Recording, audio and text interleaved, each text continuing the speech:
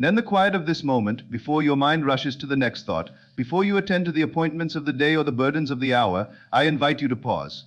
I invite you to close the eyes of the body that you might open the eyes of the spirit. Breathe deeply. And for this single sacred breath, let go of the noise. Let go of the clamor of the senses. Let go of everything that seeks to distract you from the only reality that matters. For in the stillness of your mind lies a power that, once understood, once harnessed, once respected, will change the very course of your life. It is time to focus. It is time to reclaim the throne of your mind. For in that kingdom, the kingdom of heaven within, lies your destiny. You see, we are creatures of habit, and the most dangerous habit we have formed is the habit of looking outward for the cause of our lives. We look at the news, we look at our bank accounts, we look at the expressions on the faces of others, and we say, "This is why I am the way I am." But I tell you, do not be deceived. The world you experience, the life you live, is not controlled by the events around you. It is not dictated by the government, by the economy, by your family, or by your past. It is shaped, molded, and sustained by the thoughts you allow to govern you. We are told in the book of Proverbs, chapter 23, verse 7, "As a man thinketh in his heart, so is he." Now, these words are not just poetic. They are not merely a pretty phrase to be stitched onto a pillow or recited in a Sunday school. They are law. They are the fundamental law of the universe. They are the rock upon which your reality stands or falls.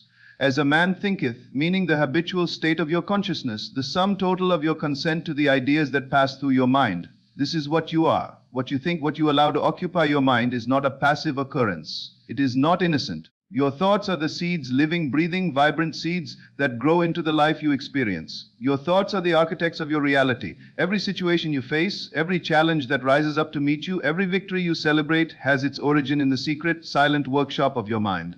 So, I ask you a question that you must answer in the silence of your own soul. What have you been focusing on? Is your mind a house of order, or is it a marketplace of chaos? Is it consumed with fear, doubt, and uncertainty? Are you constantly measuring the world around you, analyzing its imperfections, and by analyzing them, giving them life? Do you believe that your dreams are unattainable, that your purpose is hidden, that you are a victim of a cruel and random universe? Or do you focus on the truth?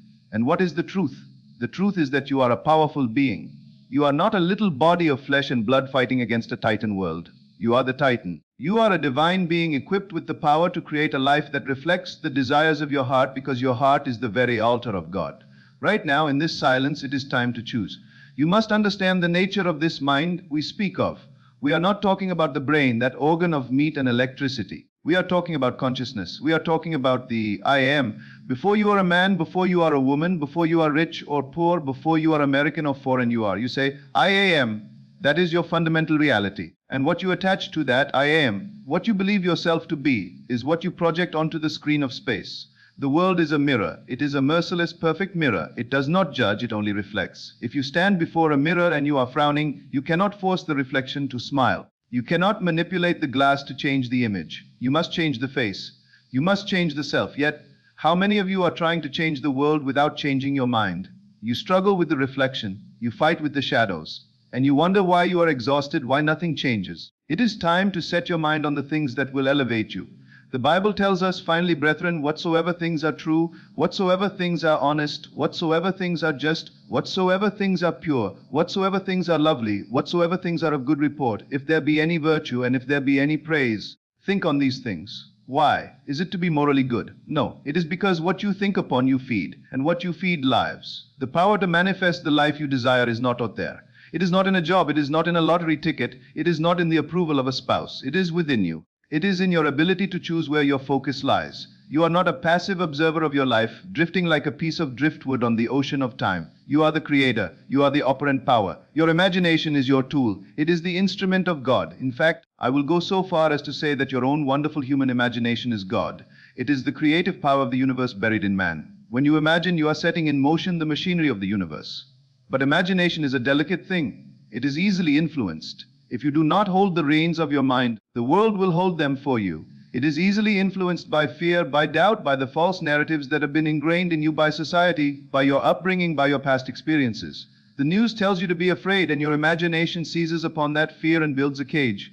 Your friends tell you to be realistic, and your imagination shrinks to fit the size of that realism. If left unchecked, your imagination will reflect the fear-based thoughts that you are feeding it. It will build you a prison, and you will live in it, thinking it is the whole world. But today, right now, you must reclaim your imagination. You must storm the gates of your own mind and take back the throne. You must train your mind to focus on the truth of who you are. And who are you? You are made in the image of the Creator. You are the image of the invisible God. You are a divine being equipped with the power to manifest your desires, to bring the unseen into the seen. Your mind is a tool, a sacred holy tool that when aligned with divine law will begin to shape your reality. This is not abstract theory. This is not philosophy for the sake of conversation. This is the law of the universe. It is as real as the air you breathe.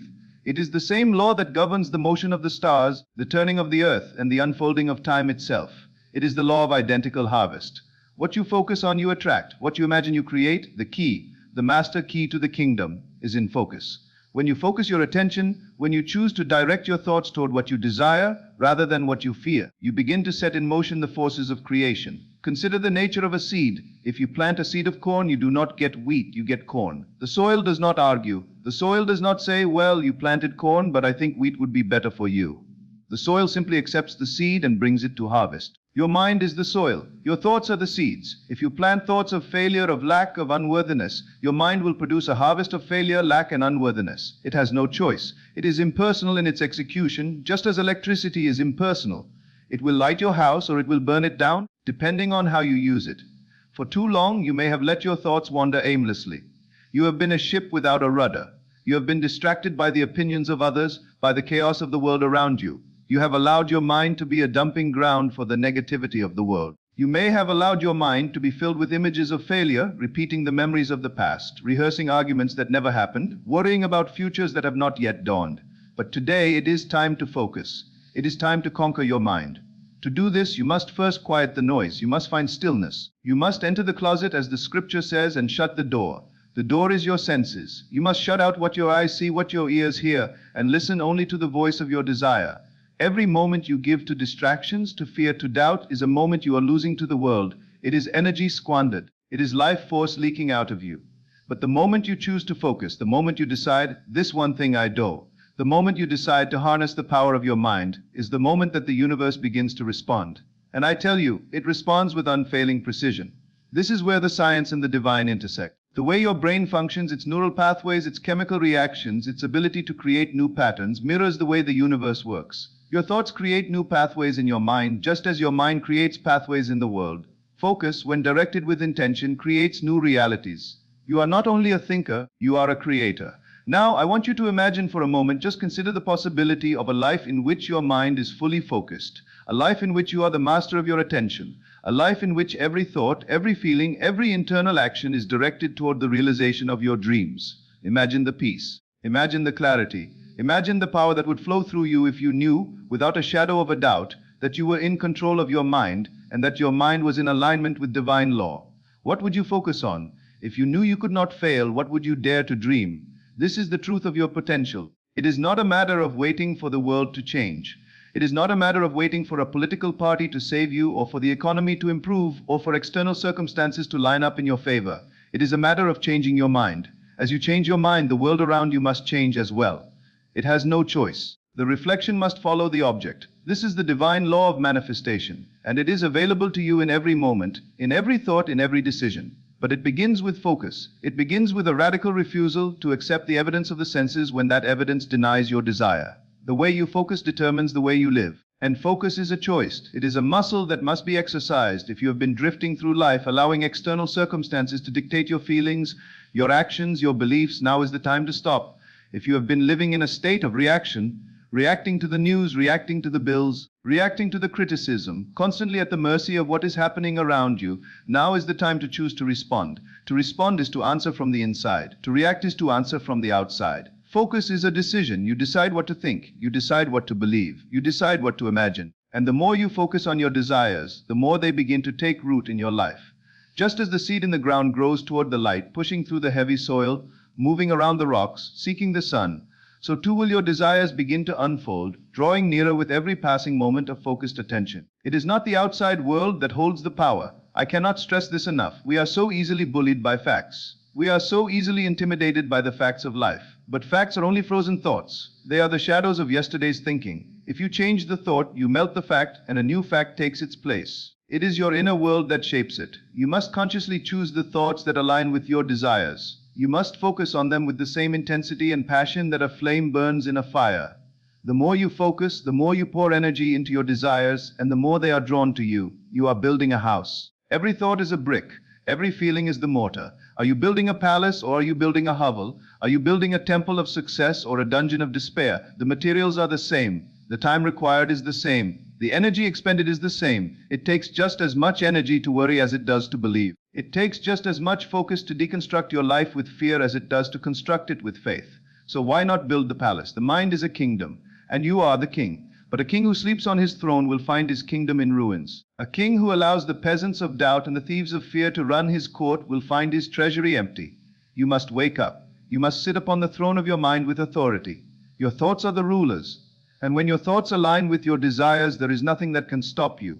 The power is within you. It always has been. It was there when you were a child dreaming without limits. It was there when you first felt the stirrings of ambition. It is there now, waiting for you to recognize it. And now it is time to focus, to conquer your mind, to create the life you were always meant to live. The truth is, the life you seek has never been far away. It has not been hiding on a distant mountain or locked in a vault. It has always been within you, waiting for you to realize the power you hold. You are not here to passively accept the world around you, but to shape it. You are here to verify the law of God. Your mind, your imagination, and your belief are the instruments through which you bring heaven to earth. They are the tools with which you create your reality. Every time you focus on what you desire, you are planting a seed in the fertile ground of your subconscious. Every thought, every feeling, every word you speak adds to the structure of your life. And this, my friend, is not just a theory. This is the law. You are always manifesting. You are always creating. You are a creating machine. You cannot stop creating any more than you can stop breathing. The question is not, are you creating? The question is, what are you creating? Are you creating unconsciously, reproducing the limitations of your past? Or are you creating consciously, designing the freedom of your future? The key to mastery is bringing that creation into conscious alignment with your true desires. You are the creator of your destiny, not the circumstances, not the opinions of others, not the world that seems to be unfolding around you. You are the one who holds the power to decide what your life will look like. This is your divine right. This is your birthright. This is what you were born for, to walk in the fullness of your potential, to create the life that aligns with the desires placed within your heart. But it all begins with your mind. The mind is like a compass. It will guide you to where you focus. If you focus on lack, fear, or the perceived obstacles in your way, that is the direction your life will take. The compass will point north to misery if that is where your attention is fixed. If you focus on your dreams, your purpose, your deepest desires, you align yourself with that frequency and your life will begin to reflect it. You must choose to focus with intent. You must choose to discipline your mind. Discipline is not a dirty word. Discipline is the highest form of self-love. It is loving yourself enough to deny the negative thought entry into your home. It is directing your thoughts and feelings toward the truth of who you are and what you are becoming. This is where the magic happens. When your focus is singular, when thine eye is single, as the scripture says, if thine eye be single, thy whole body shall be full of light. This means that when your attention is focused on the one thing, the fulfilled desire, your whole world will be filled with the realization of it. You must stand firm. The world will not always align perfectly with your desires right away. The senses will deny it. Your reason will deny it. Your bank account may deny it. The doctor's report may deny it. But you are not a man of sense. You are a man of imagination. You must focus on the invisible reality until it becomes visible. The unseen is the cause. The seen is the effect. Most men are fighting with the reflection in the mirror, trying to change the effect while leaving the cause, the mind, unchanged. But you are learning the way of the Creator. For too long you may have allowed your mind to wander, to be distracted by external circumstances. You may have let your focus shift from your dreams to the daily struggles and challenges you face. But that ends today. Today you reclaim your power. Today you decide that your focus is aligned with your purpose, with the vision you hold for your life. The moment you decide to focus, the moment you decide to take control of your thoughts, everything begins to shift. The energy you send out will change, and the world around you will start to reflect that change. It is like tuning a guitar string. When you adjust it to the right pitch, the sound becomes clear and beautiful. Your mind is no different. When you tune it to the frequency of your desires, your reality will begin to reflect that harmony. You are the architect, you are the builder, and the blueprint is your focus. So I say to you, stand guard at the door of your mind. Do not let every passing thought enter and take up residence. Be selective, be discerning. Treat your mind as a holy place, for it is the dwelling place of the Most High. Imagine, truly imagine, what your life would be if you refused to entertain any thought that was not in harmony with your desired end. What if you refused to worry? What if you refused to fear? What if you refused to accept limitation? You would become a giant in a world of pygmies. You would become a light in a world of darkness. This is the invitation. The door is open. The throne is empty, waiting for you to take your seat. It is time to focus. It is time to reclaim the kingdom. Now we must go deeper. We have spoken of the mind as a kingdom, and we have spoken of focus as the scepter by which you rule. But a king who merely sits upon a throne and issues commands that he does not believe will never see those commands obeyed. A decree without authority is merely noise. And the authority of the law of assumption, the power that moves the mountain and parts the sea, is not found in the force of your will, nor in the strain of your forehead. It is found in one specific, secret place feeling. You have heard it said, and I have said it 1,000 times, that feeling is the secret. But I fear that many of you still do not grasp the magnitude of this word. You confuse feeling with emotion. You confuse feeling with a temporary burst of excitement, a fleeting moment of happiness that burns out like a match in the wind. That is not the feeling of which I speak. When I say you must feel your wish fulfilled, I am speaking of the sensation of reality. I am speaking of the feeling of naturalness. You must understand the difference, the vast, unbridgeable chasm between thinking of a state and thinking from a state. This is where the magic lives and dies. This is where the sheep are separated from the goats. Most of the world thinks of their desires. They look at their dream as if it were a picture on a wall, something separate from them, something over there, in the future, something to be hoped for, yearned for, and chased. They say, I want to be wealthy, I want to be healthy, I want to be loved. But do you not see? To want a thing is to admit you do not have it. To yearn for a state is to confess that you are not in it. And because the law of the universe is, as you are, so shall you create, your confession of lack only creates more lack. As long as you are thinking of the desire, you are reinforcing the separation between you and it. You are telling the universe, I am not this. And the universe, in its impartial mathematical precision, replies, then you shall not be. You must learn to think from the end. You must enter the state. You must step into the picture. You must occupy the dream until the dream occupies you. You must stop being the audience looking at the stage of your life, and you must become the actor playing the part. No, deeper than that, you must become the character so fully that the actor dissolves and only the reality remains.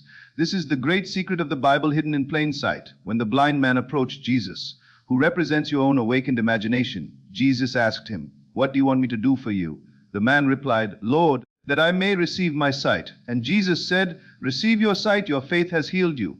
He did not say, I will try to heal you. He did not say, wait and see. He spoke from the premise that it was already done. He called things that were not seen as though they were, and the unseen became seen. So, how do we do this? How do we bridge the gap between the chaotic evidence of the senses and the desire of the heart? We do it through the controlled use of imagination to create the feeling of the wish fulfilled. You must ask yourself a question, a very specific sensory question. How would I feel right now if my prayer were answered? Do not rush this. Pause. If the phone rang right now with the news you have been waiting for, what would happen in your body? Would there be a release of tension? Would there be a deep, long exhale of relief? Would a smile break across your face? Not a forced smile, but the natural, uncontrollable smile of victory. Would you feel a sense of, thank God, it is finished? That feeling, that specific complex of relief, joy, and naturalness is the signature of the state. You must capture that feeling. You must appropriate it. You must wear it. The Bible tells the story of Jacob and Esau. Now, you must understand that the Bible is not a book of history. It is a book of psychology. It is the biography of the soul. Esau is the outer man, the hairy one, the rough skin of the physical world, the facts of life that tell you are poor, sick, or lonely. Jacob is the inner man, the smooth-skinned one, the deceiver, or rather the supplanter. Jacob wants the blessing of the fathers, which is the creative power. But the father is blind, Isaac. The father cannot see. He represents your consciousness, which creates without judgment. So what does Jacob do? He disguises himself. He puts on the skins of a kid to mimic the hairy feel of his brother Esau. He approaches the blind father and says, I am Esau. The father touches him, feels the reality of the skin, and believes him. He says, the voice is the voice of Jacob, but the hands are the hands of Esau. And because he felt the reality, he gave the blessing. You are Jacob. Your desire is the birthright. The outer world is Esau. You must clothe yourself in the feeling of the outer reality before it exists. You must deceive your own rational mind, the blind father, into believing that you are already that which you seek to be. You must make the inner world so real, so tangible, so sensory that your consciousness has no choice but to pronounce the blessing. And once the blessing is given, once the feeling is fixed, Esau, the outer world, must serve Jacob. The physical facts must reshape themselves to mirror the inner reality. Now, let us speak of the technique. How do we clothe ourselves in this feeling? It is best done when the mind is quiet, in a state akin to sleep. When the body is relaxed, when the conscious mind is drowsy and less likely to fight back with its logic and its facts, the door to the subconscious is ajar. This is the time to act. Lie down on your bed or sit in a comfortable chair. induce a state of drowsiness, not sleep. Though if you fall asleep in the act, that is fine, but a state where you are in control of your direction but relaxed in your body. In this state, construct a scene. A showable scene that implies the fulfillment of your desire. Notice I said implies. You do not visualize the process. You do not visualize how you get the money, or how you meet the person, or how the doctor heals you. That is meddling in the how, and the how belongs to God. You visualize the end. Construct a scene that would only be possible if your desire were already a fact. Perhaps it is shaking the hand of a friend. Feel his hand. Do not just look at a picture of a hand in your mind. That is daydreaming. I want you to feel the warmth of the skin, the firmness of the grip. I want you to feel the solidity of his shoulder. I want you to hear the tone of his voice, distinct and clear, saying to you, I am so happy for your success, or you look amazing, or I knew you could do it. Whatever the phrase is, keep it short. Keep the action simple. And then, and this is the key, enact this scene over and over again, not as a movie you are watching, but as an experience you are living. Bring all your inner senses to bear upon it. Smell the air. Is it the salty air of the ocean where you are now vacationing? Is it the smell of the leather in the new car? Is it the smell of the antiseptic in the hospital room where the doctor has just told you, it is a miracle, you are completely well? Touch the furniture, hear the sounds, see the details, enter into the action. Shake the hand, hear the voice. Shake the hand again, hear the voice again. Do it until it takes on the tones of reality. Do it until you feel a sense of presence. Do it until you are no longer in your bedroom imagining you are somewhere else, but you are there and your bedroom has vanished. You must persist in this act until you feel the thrill of accomplishment, until you feel the relief of it is done. This is not a mental exercise to pass the time. This is a divine impregnation. You are impregnating the womb of the universe with the seed of your desire. And just as in physical generation, there is a moment of release, a moment of satisfaction, a moment where the creative act is complete. You will know it. You will feel a sudden stillness, a lack of desire to continue the act, because you know it has been successfully planted. But I warn you, do not do this with the spirit of, I hope it works. Do not do this to make it happen. Do it to experience it happening. The difference is subtle, but it is everything. If you do it to make it happen, you are still confessing lack. You are still saying, I don't have it, so I will do this magic trick to get it. No, you do it to enjoy the possession of it. You do it because in the realm of imagination, which is the only true reality, it is yours now. And what of the time between the imaginal act and the physical manifestation? What do you do when you open your eyes and the room is the same? The bank account is the same, the body is the same. This is where true discipline is required. This is where you must carry the feeling like a fragrance into your day. You must maintain the inner conversation of the fulfilled state. You are always talking to yourself. From the moment you wake until the moment you sleep, there is a constant monologue running in your mind. I am tired. I am broke. They don't like me. This is too hard. These inner conversations are the glue that holds your current reality in place. They are the constant reaffirmation of the old self. To change your world, you must change your inner speech. If you were the man or woman you want to be, how would you speak to yourself? Would you be complaining about lack? No, you would be whispering thoughts of gratitude. You would be saying, isn't it wonderful? I am so blessed. Everything is working out perfectly. You must match your inner speech to your fulfilled desire. You must view the world from the vantage point of your success. When you walk down the street, walk as the person who has already achieved the goal. I do not mean you must become arrogant or put on a show for others. I mean you must assume the dignity of the state. There is a different way a man walks when he is secure than when he is desperate. There is a different way a woman holds her head when she is loved than when she feels rejected. Assume the posture. Assume the rhythm. Assume the tone. You must deny the evidence of the senses. This is the hard saying. This is where many turn back. The senses are the devil in scripture, the deceiver, the accuser.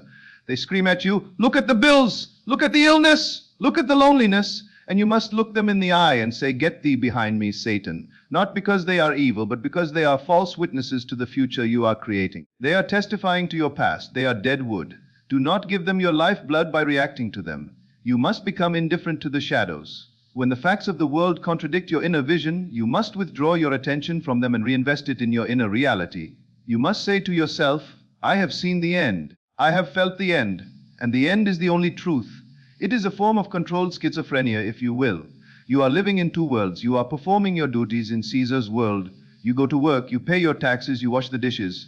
But your heart, your true dwelling place, is in the state of the wish fulfilled. You are in the world, but not of it. And let me tell you about the feeling of naturalness. This is vital. If your imagined state feels like a miracle, it will remain a miracle, something distant and rare. You must make it natural. It must feel like you. If you dream of having $1 million, but you feel that having $1 million is a shocking, explosive, unbelievable event, you will push it away. You must imagine it until it feels like, of course I have this. It is normal for me. The poor man does not feel natural in the presence of wealth. He feels awkward. The sick man does not feel natural in the presence of vitality. He feels envious. You must wear the feeling until it fits you like an old shoe. You must wash your mind in the feeling of the desire until you are saturated with it. It brings to mind the law of reversibility. If you have a physical fact, it produces a psychological state. If you get a promotion, you feel happy and confident. That is cause the event leading to effects as in feeling. But the spiritual law is reversible. If you produce the psychological state feeling first, the physical fact must follow. If you can produce the feeling of confidence and happiness that implies the promotion must come to justify the feeling. The universe abhors a vacuum. It cannot allow a discrepancy between your inner state and your outer world to exist for long. If you hold the feeling, the world will rush to fill the mold you have created. But you must not waver. As James said in the Bible, he who wavers is like a wave of the sea, driven with the wind and tossed. Let not that man think that he shall receive anything of the Lord. Why? Because a double-minded man is unstable in all his ways. You cannot dig up the seed every morning to see if it has sprouted. You cannot assume the state of wealth in your meditation and then spend the rest of the day crying about your poverty. That is undoing your work. That is aborting the child. You must be brazen. You must have what I call brazen impudence. You must persist in the assumption that you are already the person you want to be, despite all evidence to the contrary. You must ignore the mockers. You must ignore the doubters. You must ignore the rational arguments of your own intellect that tell you it is impossible. Your intellect is a wonderful servant, but a terrible master. It only knows what it has experienced in the past. It cannot conceive of a new thing. It will always reason from the past. But you, the divine imagination, you operate in the eternal now. Do not ask the intellect how it will happen. The intellect will say, I don't see a way. And you must reply, I am not looking for the way. I am the way. Feel the reality of it. Let us return to the senses. I want you to practice this tonight. When you lay your head on the pillow, I want you to play a game. I want you to imagine that you are sleeping in a different house, or in a different city, or in the arms of a partner who is not currently there. How would the bed feel? Is it softer? Firmer? How does the room smell? What are the sounds of the street outside? If you are in Paris, the sounds are different than if you are in New York. If you are in the country, the silence is different than the city. Construct the atmosphere. If you can fall asleep in the atmosphere of your wish fulfilled, you have mastered the art. For the feeling you carry into sleep is the command you give to your subconscious for the next 24 hours. If you fall asleep worried, you command your subconscious to create more things to worry about. If you fall asleep arguing with someone in your mind, you command conflict to appear in your tomorrow. But if you fall asleep in the feeling of, it is finished, I am successful, I am loved, you command the armies of heaven to orchestrate your success. The sleep state is the gateway. It is the time when the conscious mind drops its guard and the two lovers, the conscious and the subconscious, meet. You must not take a harlot into the bridal chamber. You must not take fear and negativity into sleep. You must take your beautiful, lovely, fulfilled desire. Assume the feeling of the wish fulfilled and sleep in it. And during the day, when the old thoughts try to return, use the technique of revision. This is one of the most powerful tools you have. If you receive bad news, do not accept it. Instantly, in your mind's eye, revise it. Hear the news you wanted to hear. If the letter says rejected, read it in your mind as accepted. If the voice says no, hear it as yes. Replay the scene, rewrite history. You are the author of this play. Why would you accept a scene that you do not like? You have the power to edit the script. And as you revise the past, you change the trajectory of the future. The past is not fixed. It is fluid. It exists only in memory, and memory is imagination. If you change the memory, you change the effect it has on you. Feel the relief of the revised scene. Feel the joy of the news you wanted to hear. This is the work. It is not physical labor. It is the labor of the mind. It is the labor of keeping the attention focused on the feeling of the wish fulfilled. It requires vigilance. It requires a refusal to be a victim. You must stop telling the old story. You know the one, the story of your victimhood, the story of why you can't, the story of who wronged you. Every time you tell that story, you anchor yourself in the past. You renew the feeling of the old state. Burn the old story, it is dead. Start telling the new story. Tell it to yourself in the privacy of your mind. I am blessed, I am prosperous, I am healthy, I am free. Feel the words as you say them. Do not just repeat them like a parrot. A parrot can say, I am rich, but a parrot does not know what it means. You must infuse the words with the feeling of reality. What does freedom feel like? It feels like a weight lifted off the chest. It feels like breathing fresh air. It feels like the ability to move without restriction. What does abundance feel like? It feels like security. It feels like the absence of anxiety when you look at a price tag. It feels like the ability to give generously. Summon these feelings. You can do it. You have the library of all human emotion within you. You are not empty. You are the ark containing all things. Pull out the feeling you need and wear it. And if you cannot find the feeling, look not at the obstacles. Look only at the end. Dwell in the end. And now we arrive at the precipice of the greatest mystery, the final step in the art of creation, and yet the step where so many falter.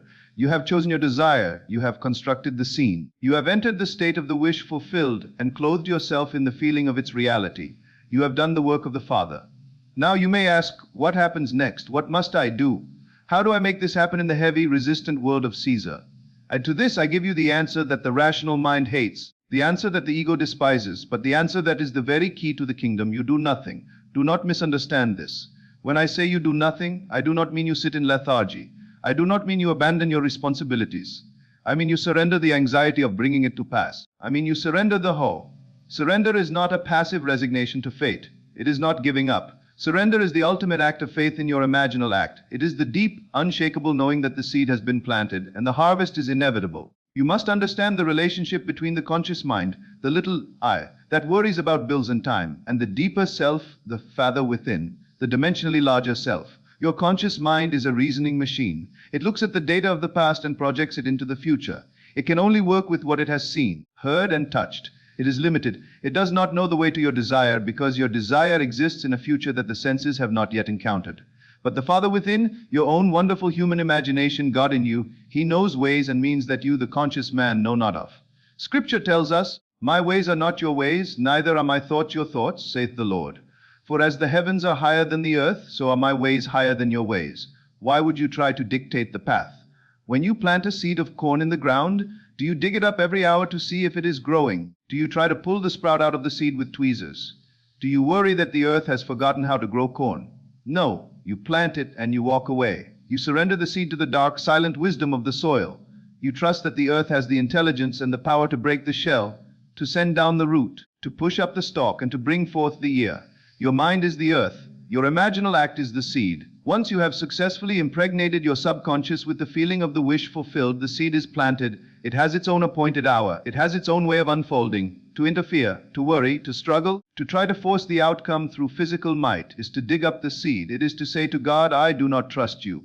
You must leave it in God's hands. And what does this look like? It looks like the bridge of incidents. This is a concept you must grasp firmly. Between where you are now and the fulfillment of your desire, there is a bridge. It is a series of events, encounters, coincidences, and circumstances that will lead you from here to there. You do not build this bridge, you walk across it. And hear me well, you may not even realize you are on the bridge until you have crossed it. The bridge may look like a detour. It may look like a setback. It may look like an accident. You may lose your job. And you will panic and you will cry out, I imagined wealth. Why am I losing my job? But you do not see that this job was the very thing holding you back from the career that will bring you the wealth you imagined. The loss was the first plank in the bridge. You may meet a stranger in a coffee shop who spills a drink on you. A nuisance, you think. But in the apology, a conversation starts, and that stranger holds the key to the connection you need. The Father of all life weaves a tapestry far too complex for the linear mind to comprehend. He moves people. He moves circumstances. He influences the hearts of men and women to play their parts in your drama. You do not need to compel anyone. You do not need to manipulate anyone. The world is yourself pushed out. When you change your conception of yourself, the vast world, everyone in it, from the beggar to the billionaire, must change their behavior toward you to validate your new concept. They have no choice. They are under the compulsion of your own consciousness. But if you try to force them, if you try to dictate how it must happen, you delay the manifestation. You create resistance. You are trying to do the work of the Spirit with the hands of the flesh.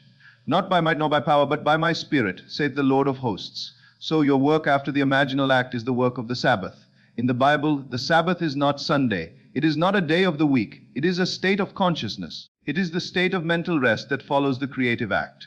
And on the seventh day, God ended his work which he had made, and he rested. God is your imagination. When you have successfully imagined the end and you have felt the reality of it, you enter the Sabbath, you rest. This rest is not laziness. It is an inner stillness. It is the absence of anxiety. It is the absence of the frantic feeling that I must do something to make this happen. If you are still worried, you have not entered the Sabbath. If you are still plotting and scheming, you have not entered the Sabbath. If you are constantly looking for signs, you have not entered the Sabbath. The Sabbath is the state of, it is finished. Think of it this way. If you ordered a gift for a loved one and you received the confirmation email that said shipped, you would stop looking for the gift in the stores. You would stop worrying about finding it. You would relax knowing it is on its way. You might prepare a place for it. You might think about the joy of giving it, but you would not stress about the acquisition. It is done. You must live in that state of it is shipped. Now I must address the interval of time. There is always an interval between the impression, the imaginal act, and the expression, the physical manifestation. Every seed has its own gestation period. A baby takes 9 months. A lamb takes 5. A thought has its own time. We are impatient creatures. We live in a world of instant gratification. We plant the seed today and demand the fruit tomorrow. And when the fruit does not appear tomorrow, we say, it didn't work. The law is a lie. I am a fool. Do not be a child, be a master. The vision has its own appointed hour. As the prophet Habakkuk said, for the vision is yet for an appointed time, but at the end it shall speak, and not lie. Though it tarry, wait for it, because it will surely come, it will not tarry. Though it tarry, wait for it. This means that to your senses it may seem to be late. The bills may be piling up. The diagnosis may look grim. The lover may seem further away than ever. To the outer eye it tarries, but to the inner eye it will surely come. It is already done. During this interval your faith will be tested, not by a God who wants to see if you are worthy. You are already worthy, but by the nature of reality itself. The old momentum of your past thinking is still playing out. The echoes of your old self are still bouncing off the walls of your life. You must walk through these echoes without fear. You must walk through the valley of the shadow of death and fear no evil. Why? Because you are with you, the new you, the you that is already victorious. When the doubt rises, and it will rise, do not fight it, do not wrestle with it. Fighting doubt only gives it energy. Simply return to the feeling. Say to yourself, I remember when I was worried about this, how foolish I was. It is already taken care of. Live in the memory of the future. If you are in the Sabbath, you will move through the world with a secret smile. You will perform your duties, you will go to work, you will interact with your family, but there will be a part of you that is held in reserve, a part of you that is anchored in the peace of the wish fulfilled, and strange things will happen. You will find yourself doing things you did not plan. You will find yourself saying things you did not rehearse. You will find yourself walking down streets you usually avoid. This is the Father within moving you across the bridge of incidents. Do not resist these impulses. If you feel a compulsion to act, act. But do not act out of fear. Act out of love. Act out of joy. Act because the action feels natural, not because you are trying to force a result. The difference between inspired action and forced action is the feeling behind it. Forced action feels heavy, frantic, and exhausting. Inspired action feels light, exciting, and effortless. When you are in the flow of the bridge of incidents, things happen easily. Doors open that were previously locked. People call you. Money arrives from unexpected sources. But you must leave the how to the depth of your being. I tell you, you are far greater than you know. You are not just this little body. You are the infinite dreamer. You are the space in which the universe exists. And when you align yourself with your true nature, when you trust the power of your own imagination, you are tapping into the engine of creation itself. The greatest tragedy is the man who imagines a beautiful life, but then strangles it with his own hands because he cannot trust the silence. He cannot trust the invisible. He needs to see it now. He pulls the seed out of the ground to verify it, and in doing so, he kills it. Let it be. Be still and know that I am God. Be still. Stop the chatter. Stop the frantic searching. Stop asking others for advice. Stop looking for confirmation in the stars or in tea leaves or in the opinions of experts. The only authority is your own consciousness. If you have imagined it, and if you have felt it, and if you have persisted in it, it is law. It cannot fail. The stars would fall from the heavens before your imaginal act, properly planted, could fail to manifest. But you must endure the interval with dignity. You must hold your head high. You must refuse to complain. You must refuse to seek pity. Why would a king seek pity? You are the king of your mental kingdom. If the treasury looks empty today, you know that the caravans are already on the way, laden with gold. You do not weep. You prepare the vaults.